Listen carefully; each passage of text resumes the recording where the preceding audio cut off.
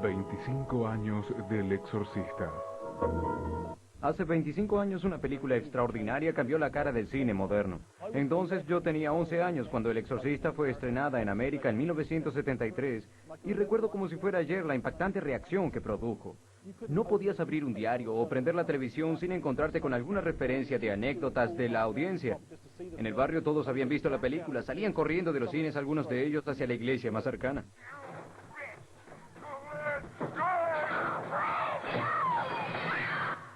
Quisimos hacer una buena película, una película atemorizante. Pero no tenía idea de que iba a terminar siendo tan buena y tan atemorizante.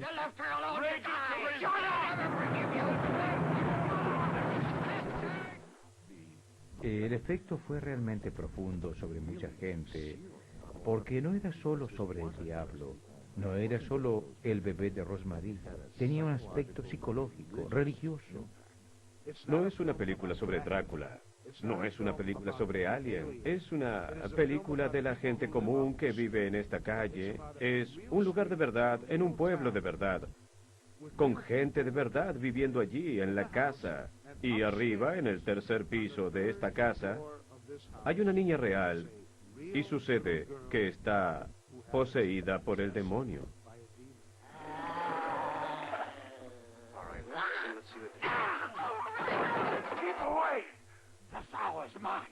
La película pasó de ser una simple película a ser una que probaba las obsesiones de la gente.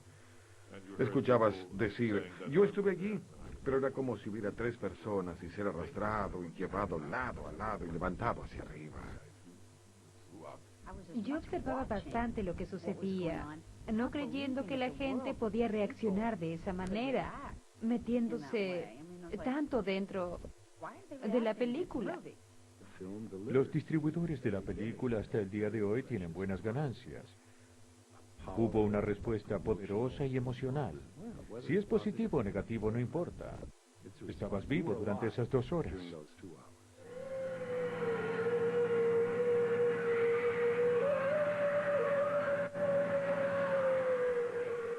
La historia incursiona en la posesión y exorcismo de una pequeña niña, no en Transilvania ni en Nunca Jamás, sino aquí mismo en Washington de hoy.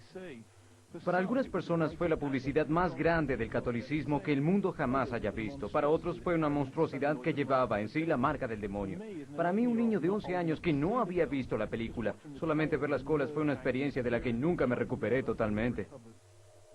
En algún lugar entre la ciencia y la superstición hay otro mundo, un mundo de oscuridad.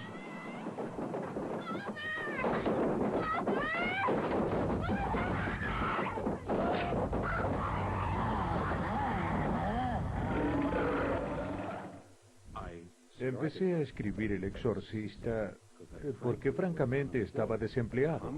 Escribir comedia era mi especialidad casi exclusiva.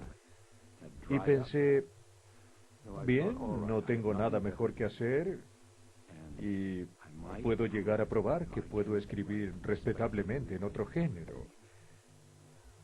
No tenía idea de lo que se vendría. Lo único, la única esperanza. El Exorcista. La historia de ficción del Exorcista pudo estar basada en un hecho real de 1949, no en los alrededores de Georgetown, sino en esta mucho más solitaria calle de los suburbios de Maryland. En 1949 yo era un joven de la Universidad de Georgia. Y en clase escuché algunos detalles de un caso de posesión y de un exorcismo que estaba sucediendo en algún lugar. Lo que sucedió exactamente es materia de especulación. Se interpretan los hechos de muchas maneras diferentes. Lo que sí sabemos es que por un periodo de alrededor de 3 meses, un niño de 14 años que creció en esta área y experimentaba con brujerías, contrajo una rara enfermedad que causó cambios en su personalidad y le hicieron aparecer llagas y marcas y aparentemente hubo alguna actividad poltergeist. Aparentemente durante el exorcismo aparecía la palabra ayuda. También el cuerpo de este chico tenía además marcas visibles en la cara y en la espalda.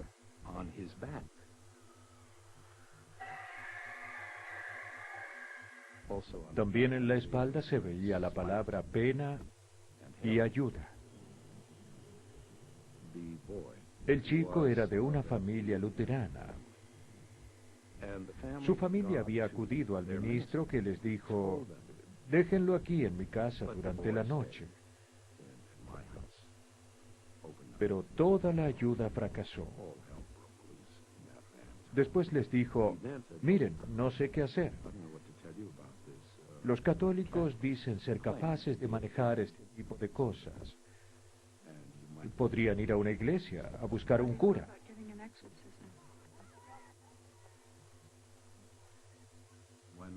Cuando escuché este caso por primera vez, se me ocurrió enseguida que se podría demostrar en forma creíble la existencia de espíritus demoníacos. Hablamos de espíritus. Si son demonios o diablos pueden ser, de todos modos, hay una dimensión espiritual aún por conocer.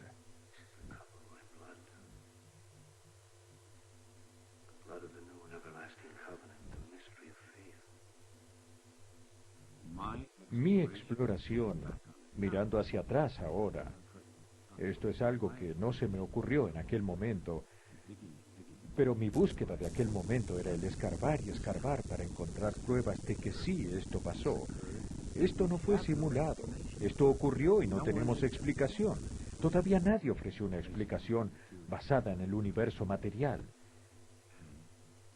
Y en esto se sustenta la total destrucción de la muerte. De eso se trata todo. Fue, diría yo, una peregrinación personal.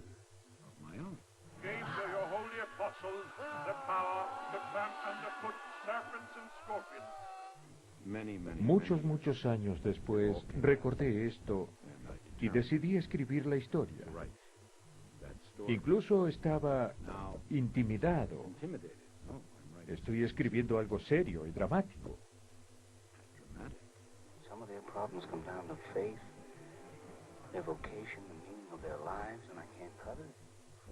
El padre Tom Birmingham era el consejero técnico de la película.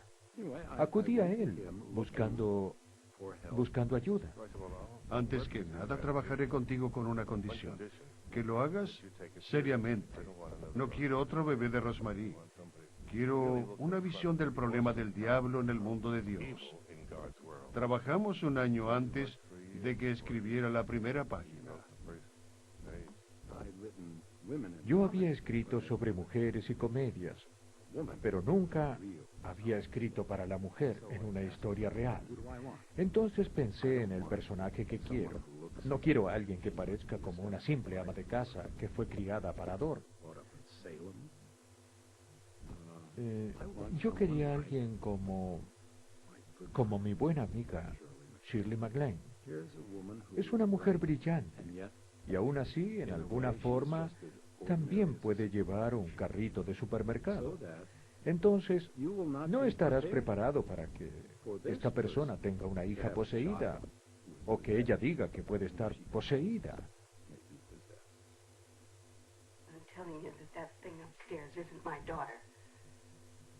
I want you to tell me that you know for a fact that there's nothing wrong with my daughter except in her mind. You tell me you know for a fact that an exorcism wouldn't do any good. You tell me that. La novela es algo donde la imaginación puede funcionar, pero la pones en una pantalla y se objetiva. Esta historia estaba pidiendo ser filmada y necesitaba a alguien que la realizara. Pasó cada estudio. Estaba simplemente atemorizado. No estaba seguro que hubiera una película en esto. Y pensé, esto necesita un verdadero director que no sea católico, que sea agnóstico en la materia y que pueda dar a esta increíble historia el sentido de una realidad documental. Eso funcionaría. Yo había visto Contacto en Francia y quería a Billy Friedkin. Y en la Warner estuvieron de acuerdo. Después que finalmente firmé para dirigir la película, Bill dijo, bien, perfecto, te tengo una gran sorpresa. Aquí está. Yo me lo llevé a casa, lo leí con ganas y pensé que no era muy bueno, que estaba sobreescrito. Pensé que estaba lleno de simbolismos y entre líneas y que no sería creíble. Pensé que para reflejar la novela fielmente, tenía que haber una cantidad extraordinaria de comprensión de la trama. Y para hacer esa comprensión, 1/3 de la historia requería trucos. Recuerdo 8 millones de ellos. Todo estaba enmarañado. Había muchas escenas innecesarias. Creía que estaba algo desordenado y se lo dije. Tomé la copia del libro y comencé a marcar. Había otros pasajes que pensé que se podrían filmar.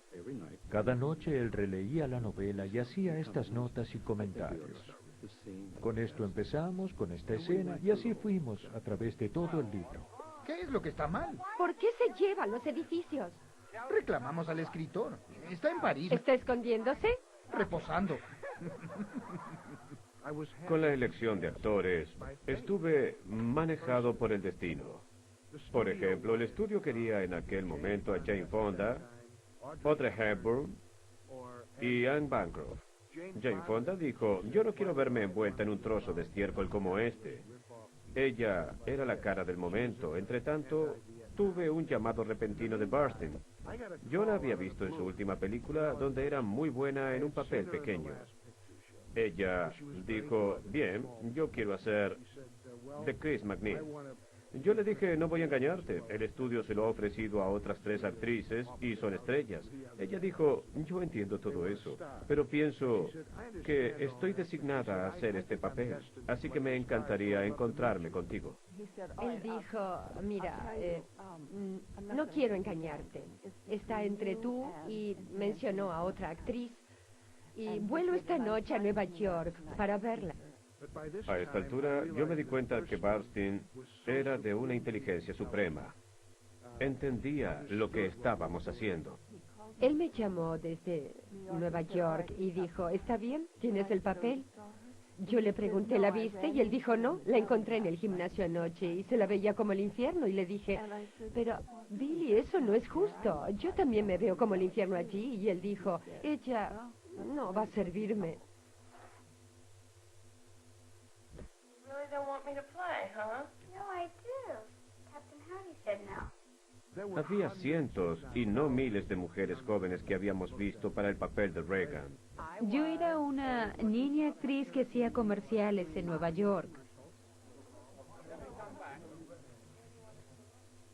Ella ni siquiera fue recomendada por su agencia. Habían recomendado a otras 30 o 40 de sus clientas para ese papel, no Linda Blair. La mamá de Linda Blair la trajo por su cuenta. Mi madre me dijo, tenemos una entrevista para una película. Esto es excitante, nunca estuve en Hollywood, entonces fui. Estaba la gente de la prueba y me dieron el diálogo que era un párrafo del guión más fuerte que puedas imaginarte.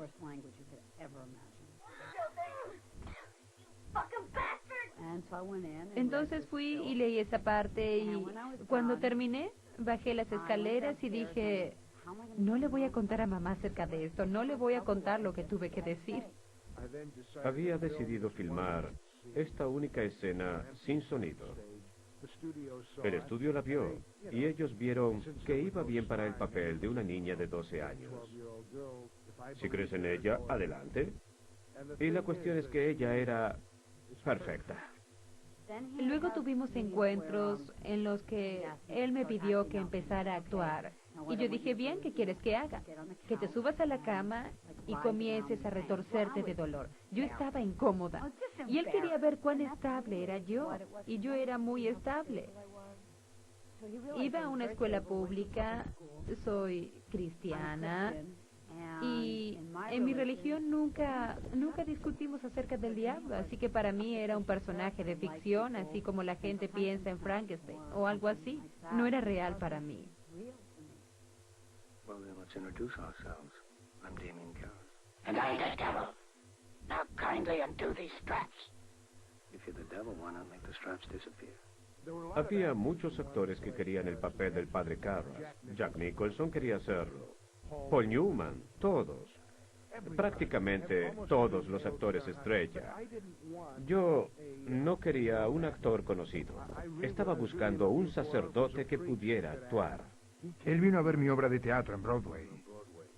Y sentí en ese momento que apestaba a catolicismo fracasado. ¿Qué es lo que quieres que haga? ¿El guión? No, lo que quiero es que hagas una prueba de escena del papel de padre Karras. Yo le dije, ¿tú qué? Y fue increíble. La cámara lo amó. Father Karras. It's an honor to meet you, Father.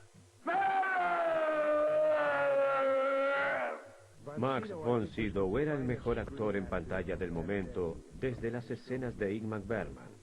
Blatty me dijo que la persona que tenía en mente para este personaje era el sacerdote jesuita francés Teilhard de Chardin, y ese era Max von Sydow para mí. Bien, por supuesto, mi acercamiento estaba teñido por mi propia educación protestante.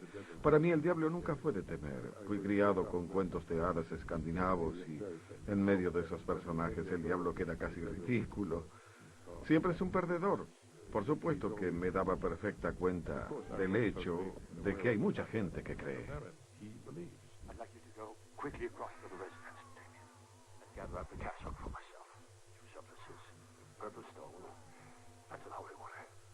No era importante cuáles eran mis opiniones en lo personal y privado. Cuando lo conocí me di cuenta de lo joven que era. Había interpretado frecuentemente personajes más viejos en las películas de Bergman. Teníamos que maquillarlo bastante, pero él era una actuación garantizada.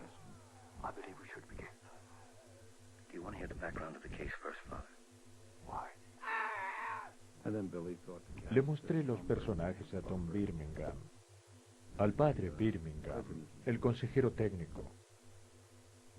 No se puede lograr ese aspecto de santidad genuina de un actor. Y le presenté al padre William O'Malley, al director, que finalmente lo puso para la parte del padre Dyer. Friedkin lo contrató a él y también a Tom Birmingham porque eran sacerdotes, no porque fueran actores. Después nos deseamos buena suerte. Te lo deseo. Te lo deseo, sí. Tuve que pedir permiso a mi obispo para actuar y él dijo, ¿por qué no? Él había leído el guión, así que sabía que se estaba tratando de decir algo significativo sobre religión. No era solo una película de miedo, estaba hablando sobre el mal. The power of Christ compels you. The power of Christ compels you. Trata con fuerzas muy densas. Y yo estaba algo preocupada por lo que significaría para mí trabajar con eso. Por supuesto que en un programa de 15 meses considerábamos la posibilidad de prever que ciertas cosas pasarían. Pero en mis 32 años de hacer películas, nunca tuve un solo incendio. Pero lo tuvimos en El Exorcista. Tuvimos un fuego, todavía un misterio. Comenzó un fuego un fin de semana cuando no había nadie allí. Recuerdo que fue terrible. Tuvimos que cerrar durante 6 semanas. No pudieron encontrar un problema eléctrico, no pudieron encontrar el origen, no había ninguna razón sustancial para que haya ocurrido.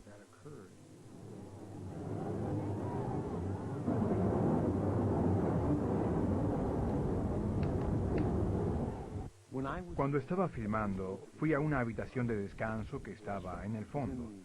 Me senté a estudiar mi papel y entró un sacerdote muy viejo y me tendió esta pequeña medalla de plata. ¿Sabe? Le doy esto como protección. ¿Le molesta mi intervención? Le dije no. Es una creencia que viene del siglo XV. Si haces algo referido al demonio, cualquier cosa que hagas para revelar lo tramposo que es, él va a buscar represalias contra ti. Y solo va a vivir para frenar lo que estás haciendo para desenmascararlo. Y dijo, esta medalla va a protegerte. Ten mucho cuidado de protegerte. Recuerdo que 3 años más tarde estaba yo en un lugar aquí en los Estados Unidos. Había varios cuartos, como pequeñas salas, como 4 o 5. Y yo paseaba por allí. Estaba caminando por allí y por el rabillo del ojo dije, ¿acaso vi un ataúd allá adentro? Y retrocedí y miré adentro del cuarto y allí estaba ese viejo sacerdote en un ataúd, muerto. Creo que 3 o 4 personas murieron. Hubo algunas muertes durante la filmación. Hubo 9 muertes relacionadas con la película, que es una gran cantidad de muertes. Algunas muy directas, como la del actor Jack McGowan, que murió durante la película. Completó su escena y murió. Es muy simple. Si tienes una producción que dura 2 o 3 semanas, no pasa nada, pero si tienes una producción que durará 1 año o 9 meses, suceden muchas cosas, accidentes de un modo o de otro. El hermano de Max von Sydow murió. La esposa del asistente de cámara tuvo un bebé y durante la filmación el bebé murió. El hombre que refrigeraba el estudio murió. El joven negro vigilante de la noche también. Y estas preocupantes casualidades, como la del hombre de pie detrás de la cámara, de pronto murió. Por supuesto que de esto se hace una gran historia. ¿Qué pasa? ¿Esto está maldito o qué? Eso era bueno para la publicidad. Simplemente no creo en maldiciones. Entonces Friedkin me llamó y me dijo, ¿podrías venir a exorcizar el estudio? Le dije, no, Billy, no quiero aumentar versiones. Probablemente el asunto no sea más que accidentes de alguna clase o de otra. Lo que voy a hacer es pensar en alguna otra cosa. Supongo que quieres que haga alguna cosa católica. Así que fui allá. Todos estaban allí, incluyendo técnicos, y Max von Sydow acababa de llegar.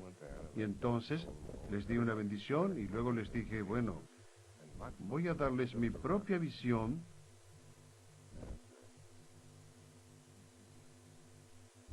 de qué pasa. Lo que todos en esta habitación están haciendo exactamente. Todos nosotros estamos hechos a imagen de Dios. Todos lo reflejamos de alguna manera. Todo lo que ustedes están haciendo es maravilloso, porque están reflejando la creatividad de Dios.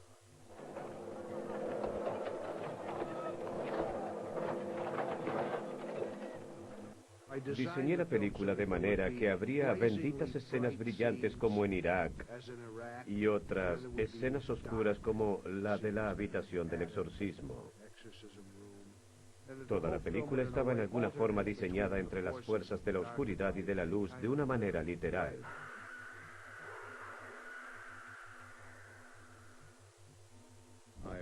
Fui a la escuela y me gradué en Georgetown.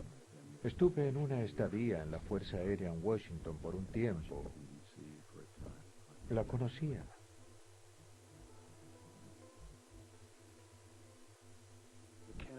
Está lleno de gente importante, gente del gobierno, escritores. Y supe instantáneamente que era cinematográfico como el infierno, especialmente en el otoño, cuando se filmó, con las hojas cayendo y, ¿sabes?, con hermosas brisas yendo y viniendo inesperadamente.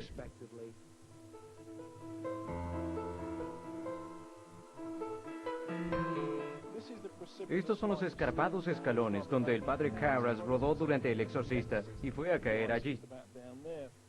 En el tiempo en que Peter Blatty era estudiante de la Universidad de Georgetown, estos escalones eran conocidos como los de Hitchcock porque eran tenebrosos.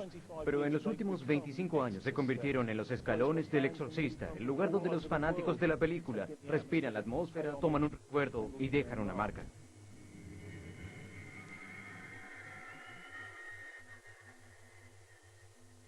La primera vez que vi estas escaleras, el sentimiento fue de una enorme ansiedad. Esa es la palabra. Quiero decir, las vi y dije, ¿cómo es esto? No voy a hacer esto. Hay que ser un hombre valiente para hacer esto, porque eran verticales. Eran 97 duros escalones de piedra. Parecían eternos. Salí y busqué toda la goma que podría encontrar y les puse un borde de media pulgada y forré todos los escalones con goma.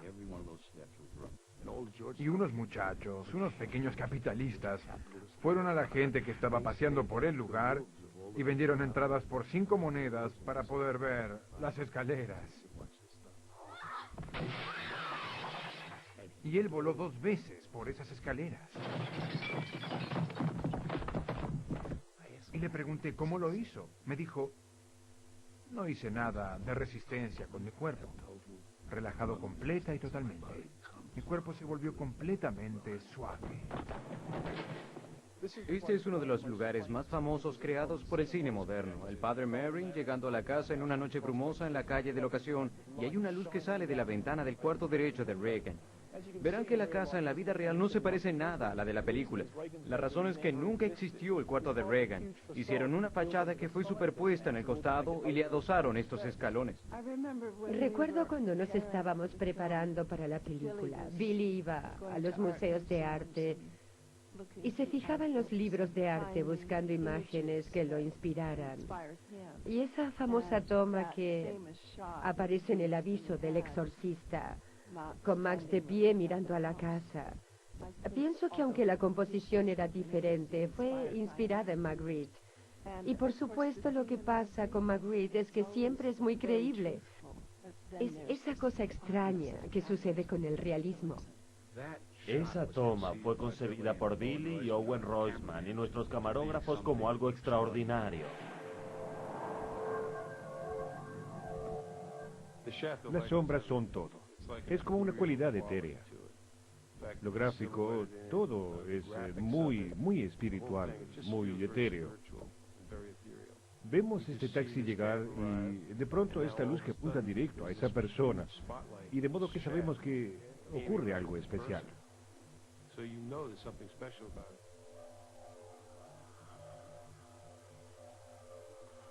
Los exteriores de El Exorcista se filmaron en Georgetown y los interiores aquí en estos estudios en la calle 64 en Nueva York.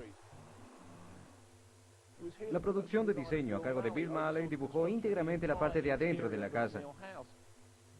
Este es un dibujo muy preliminar de la secuencia de la fiesta para mostrar el esqueleto de la casa y lo que podía ser visto en cada cuarto. Nunca pensamos diseñar algo que se relacionara con una película de horror.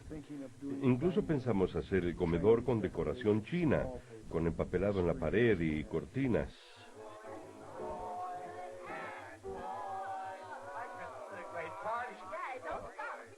Y las partes horripilantes contrastaban.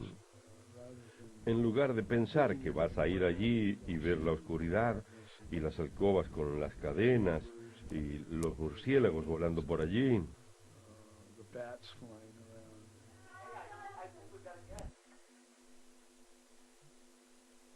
gonna die up there.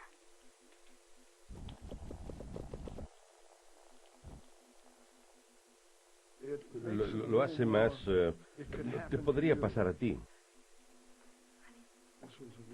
Es una casa muy decorada, muy elegante, muy bien cuidada, con colores muy claros y gente linda. Tenían todas las ventajas y vivían bien y de pronto esta cosa horrenda les pasa a todos ellos. Primero hay que ver estas cosas pasando tan realmente como fuese posible. Yo no concebía otra manera de lograr estos efectos de modo real, con ópticas, que con la técnica que teníamos en ese momento. Hoy sería más fácil. Hoy te pueden hacer creer que el Titanic se hunde. En aquel momento, yo no podía hacerte creer ópticamente que una cama estaba saltando por sí misma. Todo lo hacíamos en el estudio, y era un caso de prueba y error todo el tiempo. Marcel Vercouter, con los efectos especiales, era brillante. Él diseñó los efectos de modo que parecían reales. Todo se construyó allí. Era realmente increíble. Era un alma extraña como yo, un experimentador y un perfeccionista. Empezamos al principio con algo particular para elevar la cama. Entonces lo que hice fue poner suficiente peso detrás para levantar la cama. Y después bajé la cama de nuevo.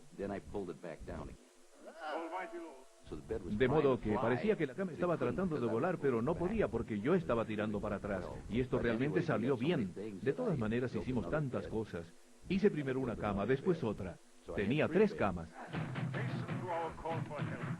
De modo que cada cama hacía distintas cosas. La habitación misma estaba sobre 8 ruedas neumáticas como para crear un efecto balanceante. Trabajar en ese cuarto era extenuante, porque todo era producido mecánicamente. Le dije a Billy, si yo fuera el mismo diablo, me levantaría y la agarraría. Y él dijo, bueno, adelante, hazlo. Marcel Vercouter vino con un armazón para la espalda.